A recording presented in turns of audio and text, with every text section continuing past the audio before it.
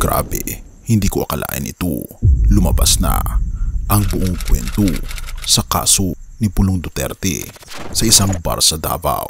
At nang makita ito ng mga Pilipino, lumabas ang napakaraming mga komento patungkol sa ginawa ni Pulong Duterte.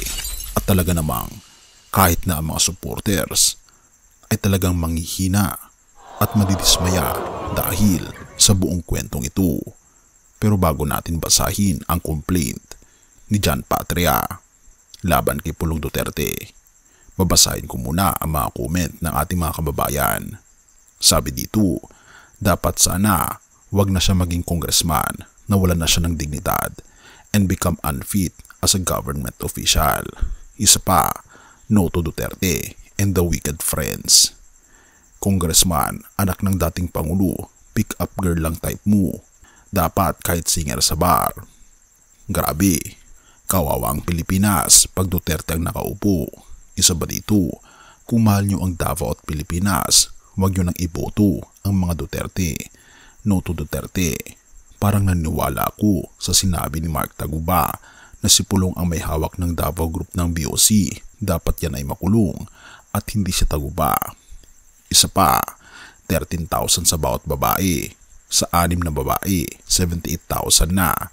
Pwera pa ang bayad sa bugaw at mga inom at kinain sa bar. For sure, 100,000 ang gastos niya sa isang araw. Ano bang negosyo ng congressman na ito? Pera ng bayan, pinangsarap buhay, sweldo ng bodyguard, at kung makaasta ay naghahari-harian. Ibang klase din ang mga politiko ng Philippines, ibang-iba sa mga government officials ng matitinong bansa. Kaya daming gustong makaupo dahil sa ganitong klaseng buhay. Sana magbago ng kalakaran ng bansa, managot sa batas ang mga abusadong politiko na nagpapayaman sa posisyon. Isa pa, nakakilabot pala ang galawan ng mga Duterte. Grabe, paniwalang-paniwala ako sa kanila dati ho, may gulay. At bakit nga ba ganito ang sentimento ng ating mga kababayan? Dahil lumabas na online ang buong kwento sa bar na ito ay ayon din kay Atty. Claire Castro na aking nakuha din sa kanyang vlog. Bago natin ipagpatuloy kaibigan, siya nga pala ang Great Controversy na isa sa mga pinaka-kontrobersyal na libro dahil tumutukoy ito sa mga propesiya sa libro ng Daniel at Revelation na nagaganap na sa panahon natin ngayon bago ang pagdating ng ating Panginoong Diyos ay pinamimigay na namin ng libre sa pamamagitan ng PDF.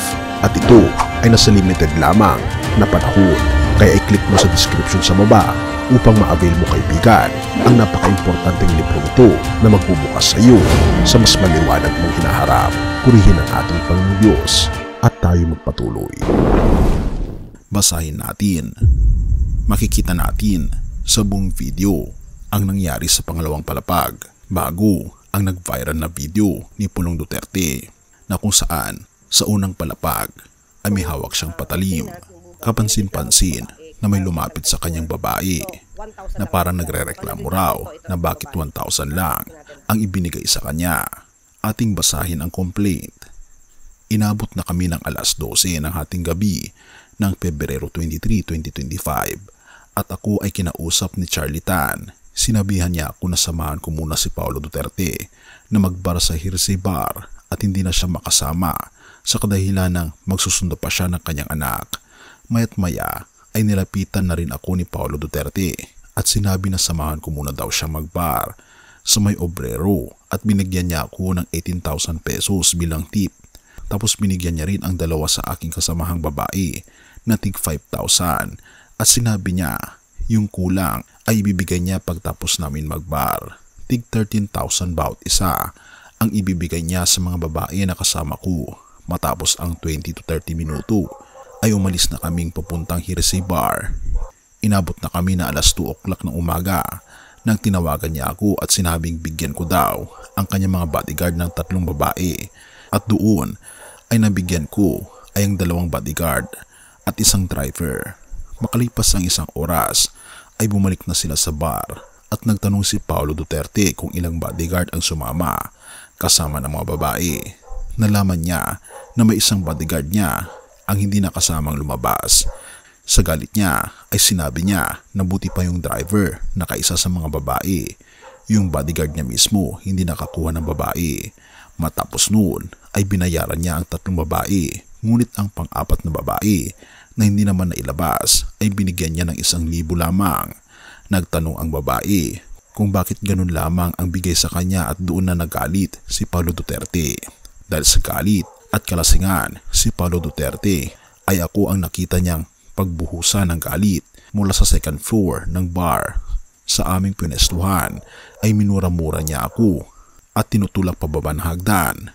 Sinubukan ko po umalis ng bar, ngunit hinarangan ako ng mga bodyguard ni Paulo Duterte sa 1st floor at sinabihan na isarado ang pintuan. Inundayan niya ako ng saksak gamit ang kutsilyo sa aking tagiliran at doon ay pinagmumura niya ako ulit at pinagbabantaan na papatayin kita, at hinedbat niya ako sa ulo ng maraming beses at ako ay humihingi sa kanya ng patawad kung ano man ang nagawa kong mali sa kanya, ngunit patuloy pa rin siya na hinedbat ang aking ulo at inuundayan niya ulit ako ng kutsilyo. At nang makita ng bodyguard niya na may CCTV ay agad pinapatay niya ang CCTV ng lugar at doon na ako na corner. Halos 2 hours niya akong sinaktan sa loob ng bar. Suntok, sampal, tadyak ang aking inabot kay Paulo Duterte dahil sa galit niya sa akin. Mga pasado 5 o'clock na ng umaga nang inaabutan niya na ako ng pera. 1,000 kada suntok, sampal o sipa. Matapos ang nangyari ay umalis na siya ng bar at bumalik sa may Woodridge para doon makipag-sex sa isang kinuha niyang babae sa akin. Nalaman ko ito dahil nagsabi siya na ako ang magbabayad ng pera sa nakasex niyang babae at kung di ko daw babayaran ang babae ay ako raw ang kanyang papatayin at hahantingin. At tignan natin ito kaibigan, may puncture holes. Ibig sabihin legit ang dokumentong ito. At mapapansin natin na ang sinasabi sa complaint ay tumutugma sa CCTV na nakuhanan sa bar. At ang nakakalungkot lang kaibigan, kung talagang totoo ang mga nangyaring ito, ay sobrang nakakadismaya talaga. Dahil doon pa lang sa pagkuha ng babae ng isang congressman na kahit pera niya ang ginamit, ay magdadalawang isip ang taong bayan na baka pera ng taong bayan pa ang ginamit niya. At binabanggit pa dito na parang laging ginagawa ni Paulo Duterte ang bagay na ito, ang mag-hire ng babae kahit na siya ay may asawa na. Akala ko sa mga pelikula lang ito nakikita, at kung ito ay totoo ay talagang nakakalungkot mga kaibigan. Ang tanong ay totoo ba ang mga bagay na ito?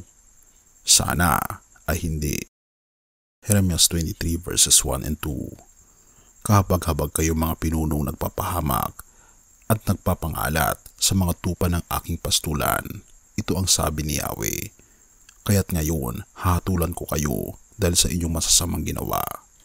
Mga kaibigan, totoo ang binabanggit ng Biblia na kahit sino pa ang leader sa ating mundo, na kung tayo ay hindi gagawa ng ikabubuti para sa ating Panginoong Diyos at sa ating kapwa, ay hahatulan tayo sa ating mga masasamang gawa. Ipanalangin natin ang ating mga leader kaibigan na nawa ay gawin nila ang nararapat na sang-ayon sa ating Panginoong Diyos at maging matuwid sa kanilang mga landasin. Purihin ang ating Panginoong Diyos at tayo manalangin. Ama namin Diyos na makapangyarihan sa lahat, tulungan niyo po kami na piliin kung ano po ang tama. Tulungan po si Pulong Duterte, maging ang mga leaders ng aming bansa na piliin ang tama.